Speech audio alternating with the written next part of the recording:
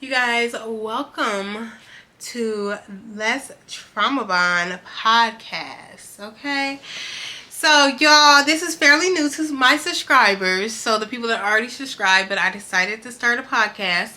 I'm gonna do it in my room because I feel like my room is cozy. If y'all have any suggestions where y'all want me to actually do it in a podcasting room or in like a community room, let me know in the comments. But this is the first episode number 1. And so, first of all, let's talk about the title. So the title is Let's Trauma Bond. Where did this title come from? So, a big thing I learned about myself is I'm a healer. So I am really good at understanding people's energy, meeting people and people letting me know things that are happening to them, helping them with solutions, and just helping people in general. And what I learned is that I meet a lot of people that I never even knew before, and they start trauma dumping on me. Or I meet a lot of people that are broken that need a lot of help. So, and I actually don't hate trauma bonding. I don't hate it. Like, I don't want it in a partner, of course, but I do not hate it with strangers. I meet a lot of strangers, and it'd be like the first time I meet them, and they start telling me about things that have happened to them, like certain abuses, certain situations in their family, and this will be my absolute first time seeing them. And then I do a lot of like talking, but a lot of listening, and it always helps them in the end. So I like trauma bonding for the right purposes. So that's why I named this Let's Trauma Bond. So this podcast is going to be focused on topics, and I'm going to try to link a lot of the topics back to trauma, try to link them back to personal experiences, and try to be as vulnerable as possible, because I know vulnerability is kind of the key to success, honestly. We don't like fake people. We like people that are honest, that are real. So today our topic is going to be middle class is the new broke.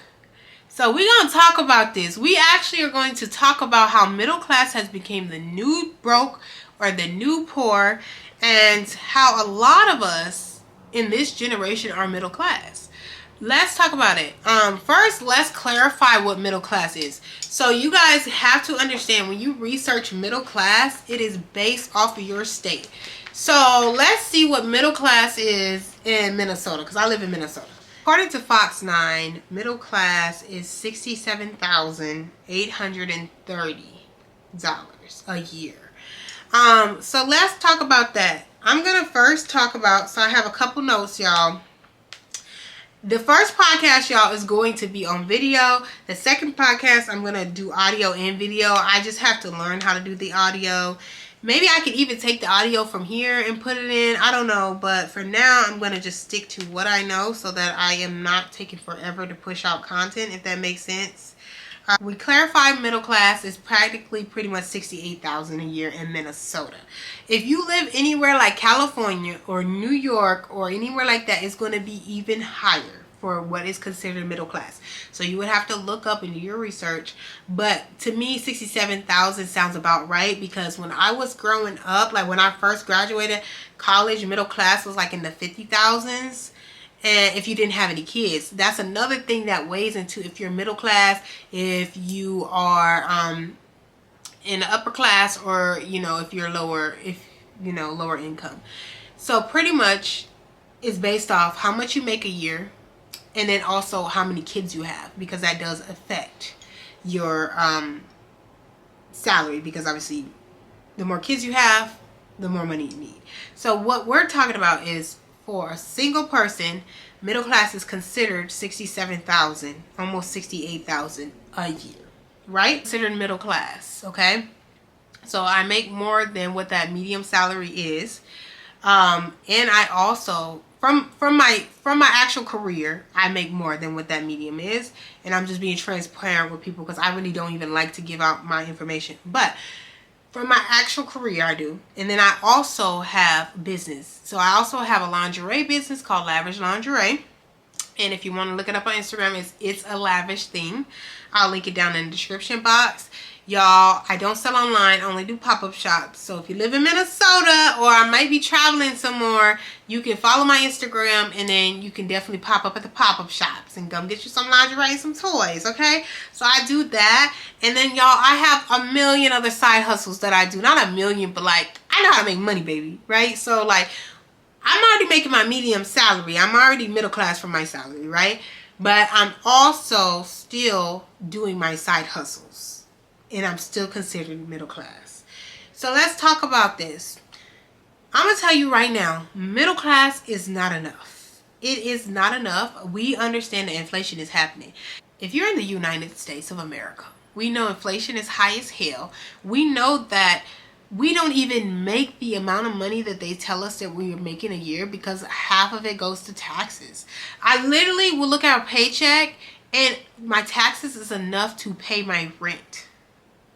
My taxes is enough to pay my rent. So that is insane.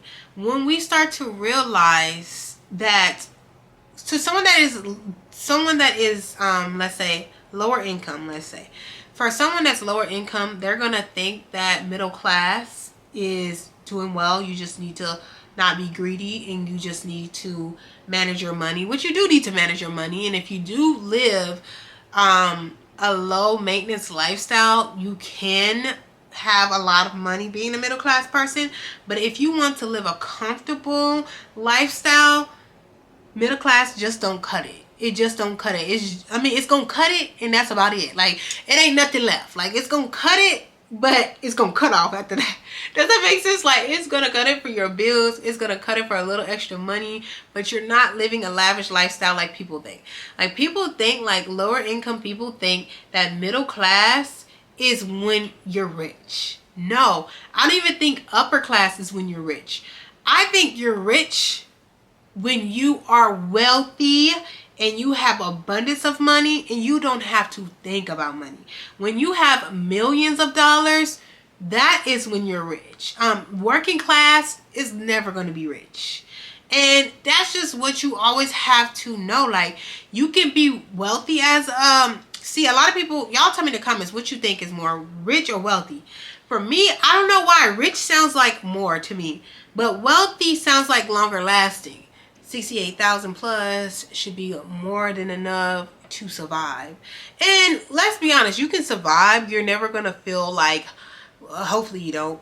I'm not going to say no one feels this way, but I don't feel homeless. I don't feel like I can't have a car. I don't feel like I can't have food or anything like that. I don't feel like I am where I would necessarily struggling for the necessities in life, but it is hard to do anything outside of that. Like, it is so hard. If you don't even understand, y'all, my rent is so freaking high. I don't know about y'all, but like, even my rent to some people won't be a lot, but my rent is almost like $1,700, y'all, about $1,700. I do have a garage and stuff like that, and I do have a pretty nice place, but yes, $1,700 just for freaking rent, y'all. And I literally have a car note. I have car insurance. I live in an apartment. Y'all, nowadays, apartments don't even come with free utilities.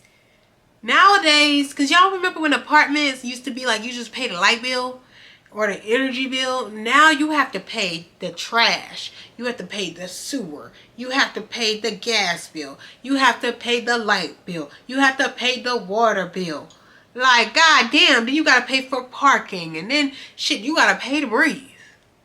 Alright, y'all, like, literally, you have to pay to breathe, okay?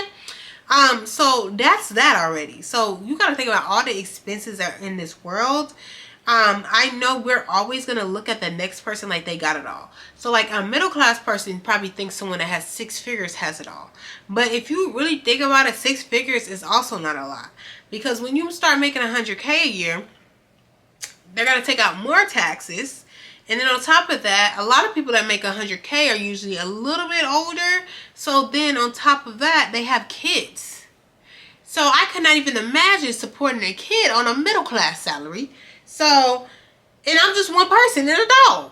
So I kind of feel like we always want to be where someone else is, but we don't even understand the struggle, because the more money, the more problems. And the reason why is because you have more bills. You always have more bills.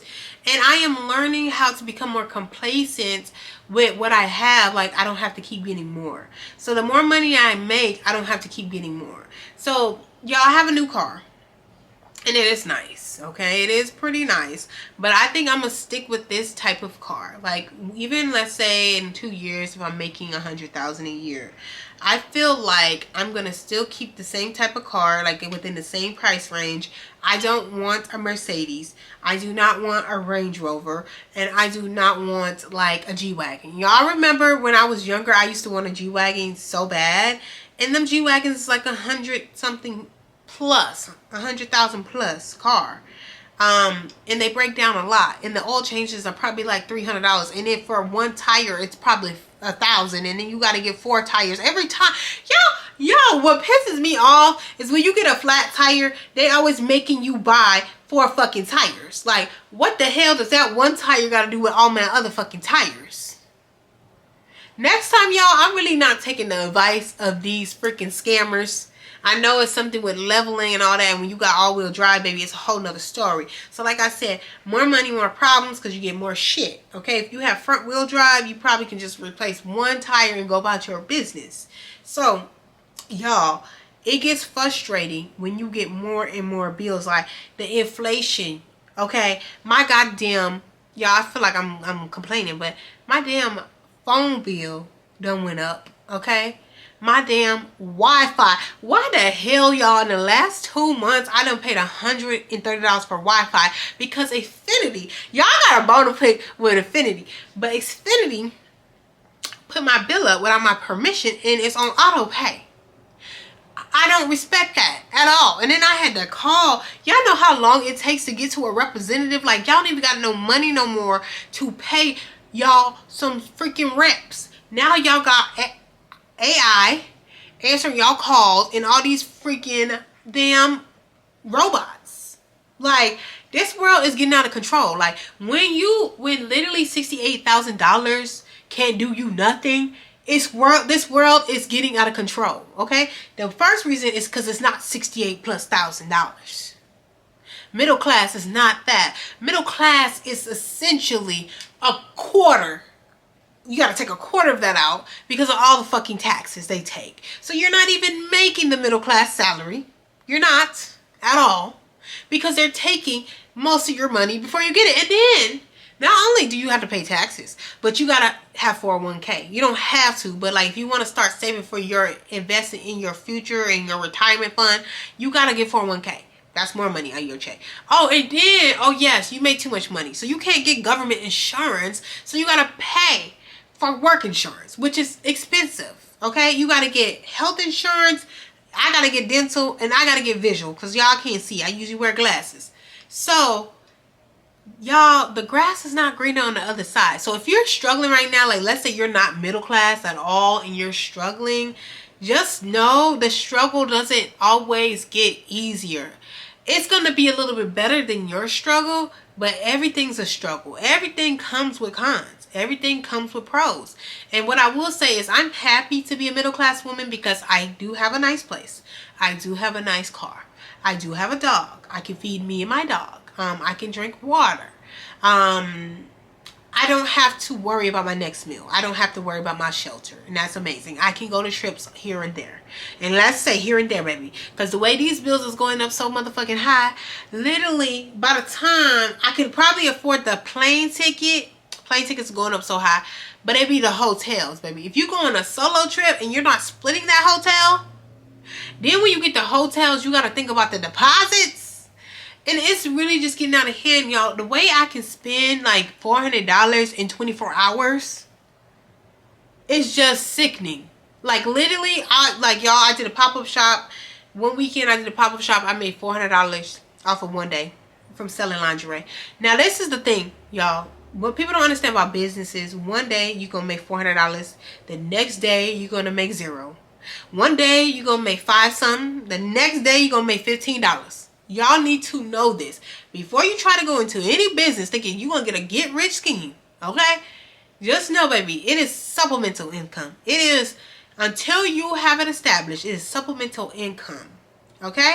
So, anyways, I made $400 in one of my Saturday pop-ups.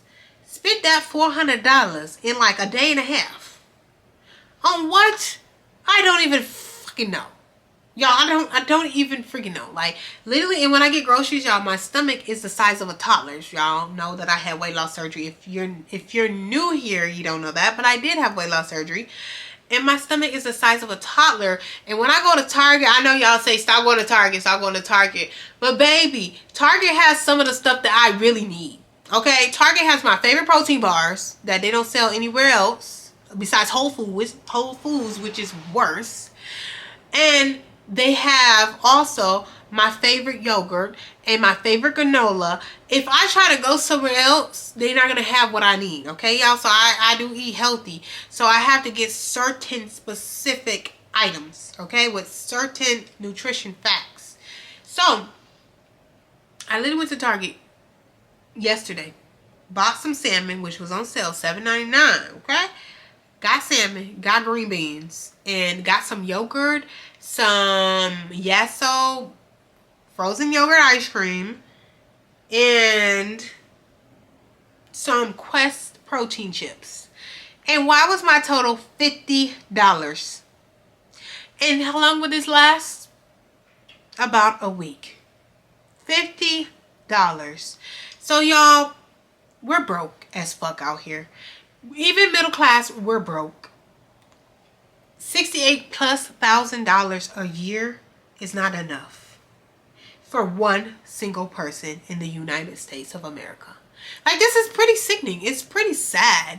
And on the fact that they gave us all this free money during the pandemic just to raise every fucking thing up, where we're paying way more than that back. And then can we talk about filing taxes? Baby, can we talk about filing taxes? Because the fact that I'm paying y'all funky bitches, I'm really paying y'all at least over $12,000 a year. For sure, over $12,000 a year. And y'all bitches ain't even giving me $1,000? BFFR, be fucking for real. So, bitch, y'all, this is the government, y'all. The government is fucking shit. And, y'all, this is kind of why the government might take this video down. But this is why exactly I want to move to Mexico. I really want to move to Mexico, and I really want to have a remote job fully. And I want to take my money, my American money. I'm going to take my American money and go live like a freaking princess that I am. I'm going to live like a celebrity. I'm going to take my middle class salary and be freaking rich over there and wealthy. That's what I want to do. But I need somebody to move with me. Like, y'all, if y'all want to move to Mexico, put it in the comments. Like, because I'm trying to get out of here. Or Thailand. Thailand or Bali. All right? Wherever I can be a queen for the cheap, that's what I want to be. So next, y'all, we're going to actually talk about, so we kind of got through the complaining of what classifies middle class. Y'all got to do y'all research because it's all about what state you live in, how many kids you have, and stuff like that, your household size. And then the next thing we're going to talk about is, we talked about inflation, how expensive everything is. Y'all know. Y'all know. All right. The next thing we're going to talk about is poverty mindset and growing up. So, y'all, I grew up, I'm going to give y'all a little background. This is kind of when we start trauma bonding. My favorite part.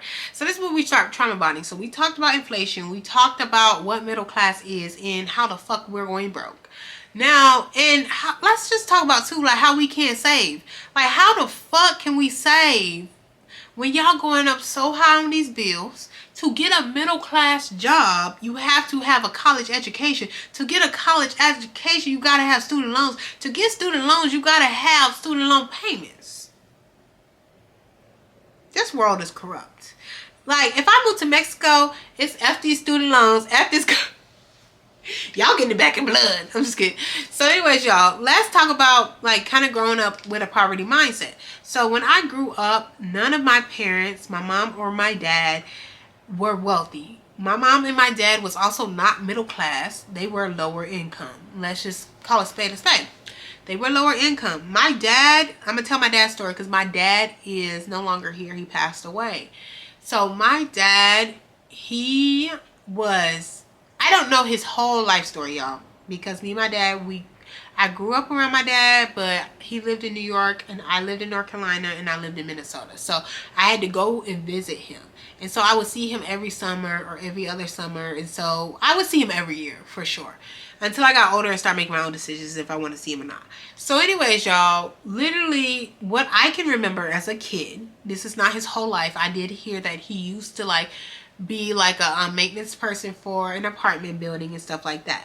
But what I do know is when I grew up, I remember him having a store. Yeah, what I remember is he had a retail store. And it's so funny because look at me. Now I have a retail store. But he had a retail store and I remember going into that store and I thought, oh, this is so cool. Like my dad has a store, like there's clothes everywhere. He would give me stuff from the store and things like that. And it was in Brooklyn. It was in one of them little like them little spaces, or retail spaces. But y'all, I don't know how much it was back then, but nowadays a retail space like that in Brooklyn, New York is probably like $3,000 plus a month. But I do remember him having that store. I remember him living in Brooklyn in this apartment building, which I thought the apartment was nice. Like I know now it's not like nice, but it wasn't like bad, right?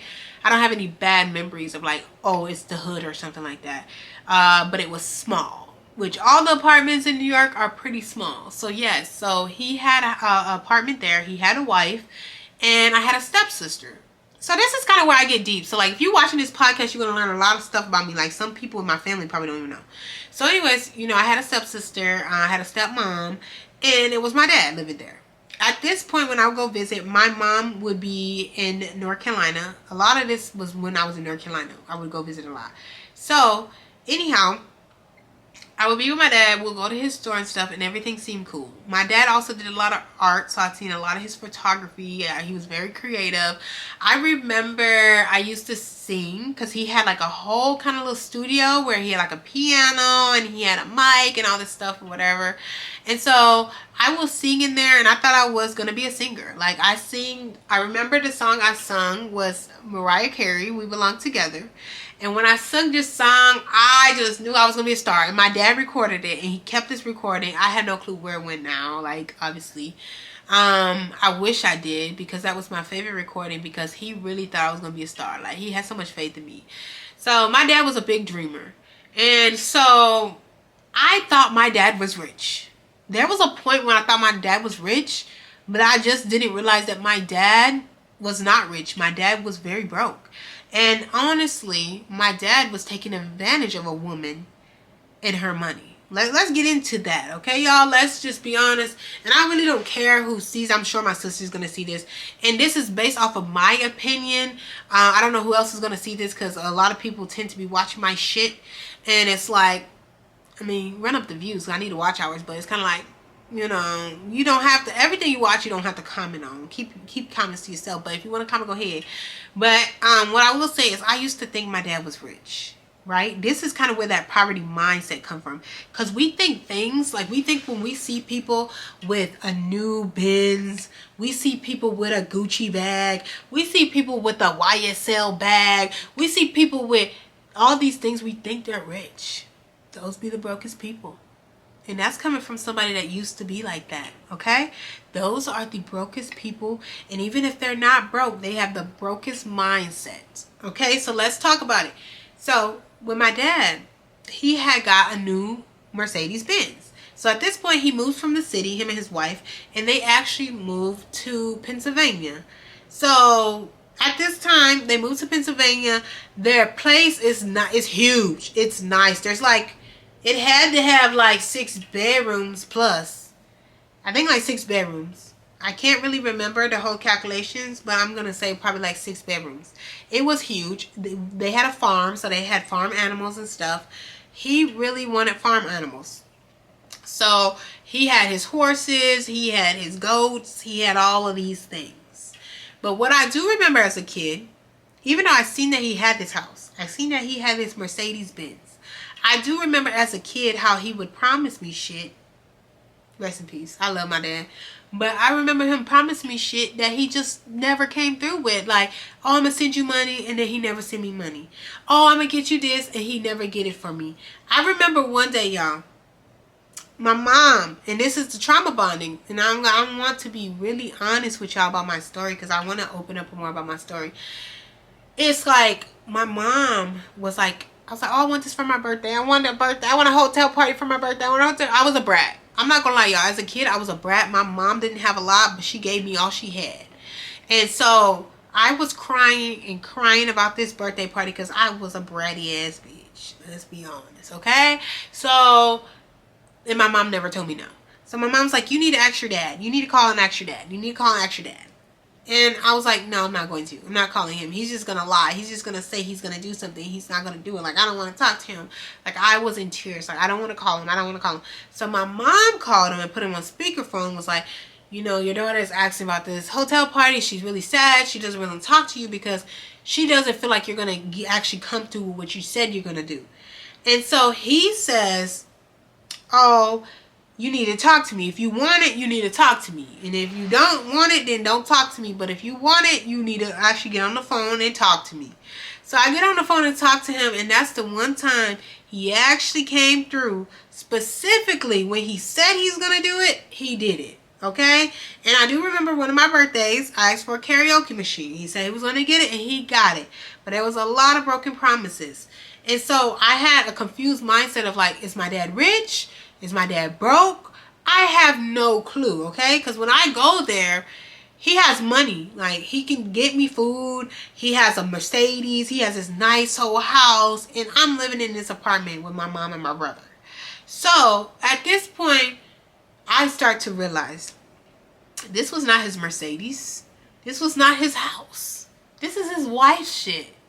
And his wife, I'm not going to say what she does or anything because his wife is still alive and she's moved on with her life. I doubt she's ever watched my YouTube videos, but you know how the world works. So, you know, his wife was taking care of a lot of shit. I don't understand why women do this, and it's not my place to touch on this because we're talking about inflation. We're talking about poverty mindset.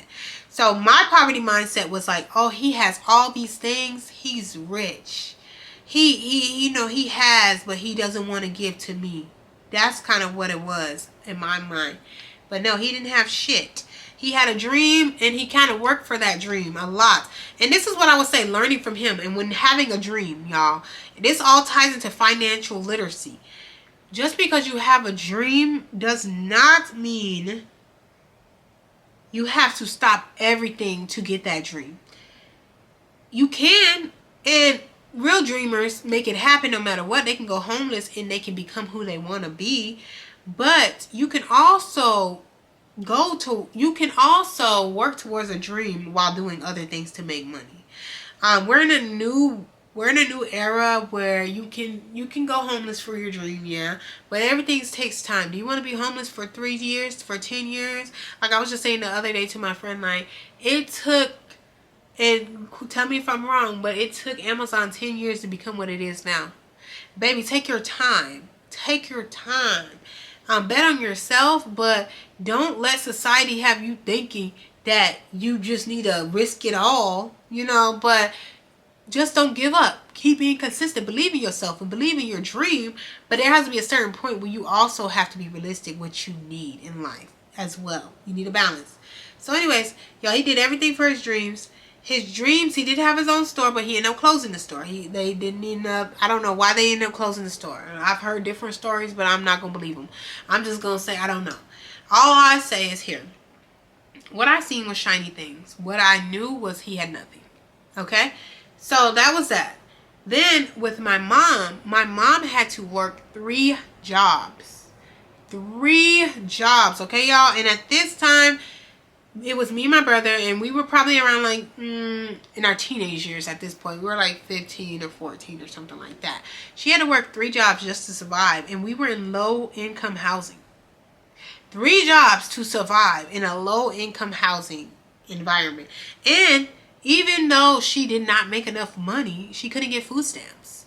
So it was like I never felt deprived of things let's clarify this in one of financial literacy and poverty mindset. I was never deprived of things because my mom had a lot of credit cards.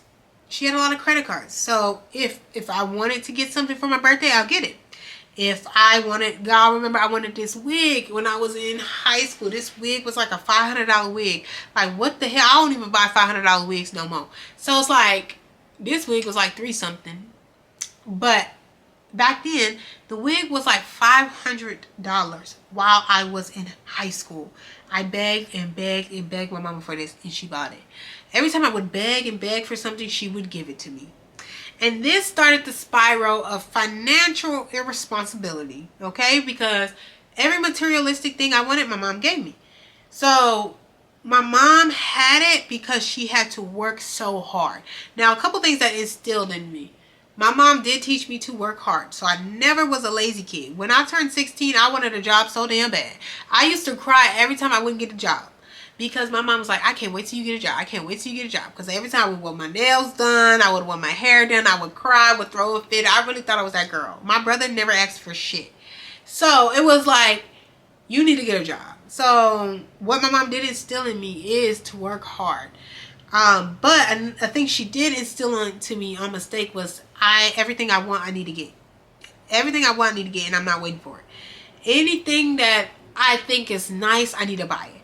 Every clothing item I need, I gotta have it. So once I got older, I kind of made in my mindset like, oh no, I'm gonna be really good at credit. I'm not gonna have credit cards like that.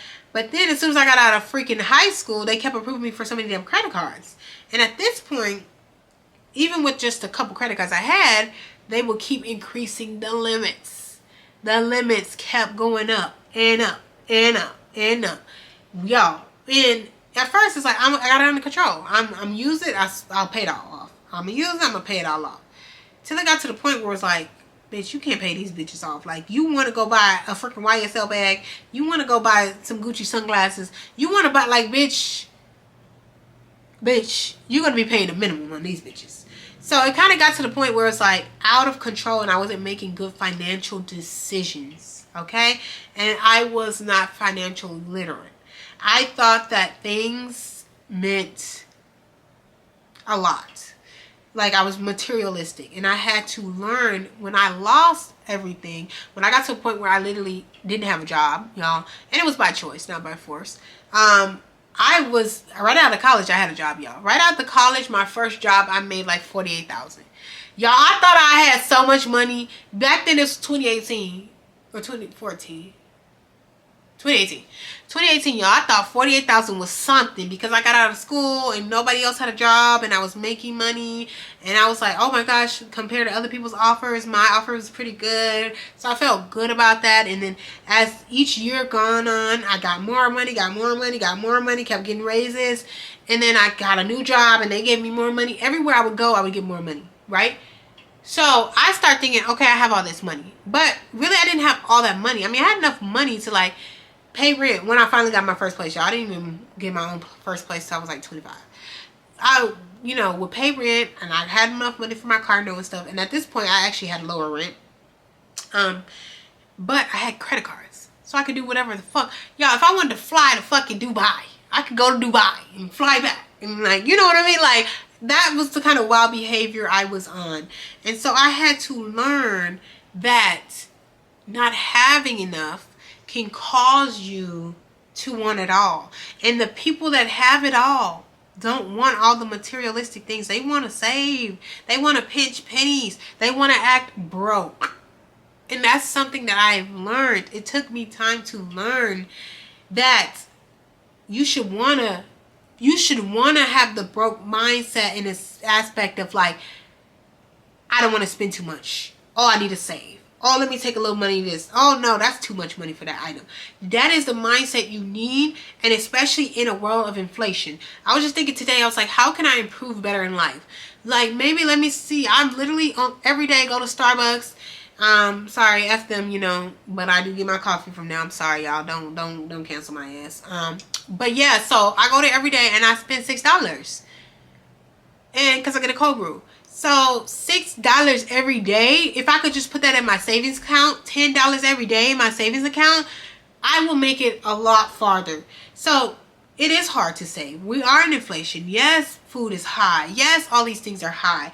But we need to start being financially literal. And I'm talking to myself, y'all. I'm really talking to myself because I literally been financially irresponsible most of my life. That got me to this point where it's like, okay, bitch, get your shit together. Because, like, now you need to get yourself together. Now you need to get your savings together. Now you need to get your credit together. Now you need to get focused. Because at the end of the day, materialistic things don't last long. Memories last long. So if you're going to spend money on memories or experiences. But also make sure you give yourself boundaries, and not everything you want you're going to get. So that's something I am training myself, and that's kind of how that ties in with the poverty mindset. So as someone from coming from poor to middle class and still feeling damn near poor, I had to adjust my poverty mindset as well. Because you will never know how to handle finances if you don't get a handle over your poverty mindset. Because you almost think that things are going to be gone, and it's not. So we talked about a lot of things. But what I will say is, to stay afloat, this is my last point for you guys, to stay afloat in this inflation world, middle class is not enough. Multiple streams of income is very important. Corporate life, I love corporate life, but corporate life can be gone anytime. Any job can fire you anytime. Work on your dreams. Work on your multiple streams of income. Work on how you can do your side hustles, because this year is about saving. This year is about thriving. Okay, y'all. So this is the end of the podcast. My camera be overheating and I talk a ton.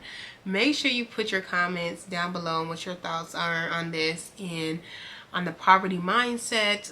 Let's trauma bond in the comments of, like, just kind of growing up in poverty. How did that shape your mindset around money, or growing up in, you know, a more wealthy family? How did that shape your mindset? How is inflation kick your ass right now? Let's talk about it in the comments, and I'll see you guys in the next podcast for episode 2. Thank y'all for watching.